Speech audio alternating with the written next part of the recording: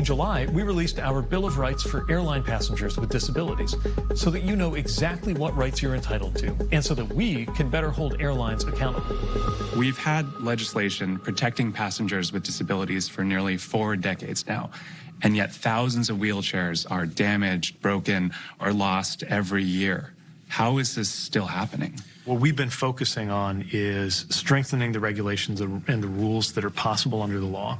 One thing we recently did was the Passengers with Disabilities Bill of Rights, which begins with the fundamental right to being treated with dignity and respect, but also has very specific things like the ability to request and speak to an informed expert that the airline has to provide. And then on the back end, our ability to enforce when airlines fail to do that. The Bill of Rights you just mentioned, though, is just a summary of existing laws, though, right? We're 2 years into this administration. Is that the biggest accomplishment when it comes to accessible flying? Well, I would point to the regulations that we're developing right now. And frustratingly, they can take a long time to work through the system, but we're going to have more coming out this year in 2023 that I think is going to make a big difference.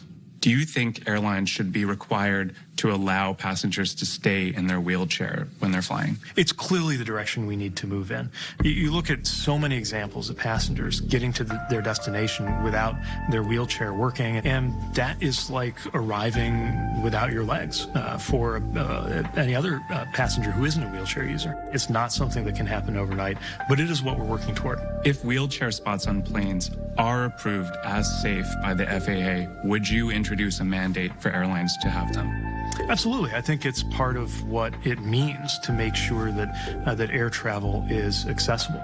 You look at something like the ADA, that, now it's hard to imagine life without something as basic as curb cuts that benefit not just wheelchair users, but, as a new dad pushing a stroller or anybody pulling a rollerboard bag. That was at one time viewed as an unreasonable or unworkable expense. ADA changed that. But, we're decades since the ADA was passed, and there's still a long way to go.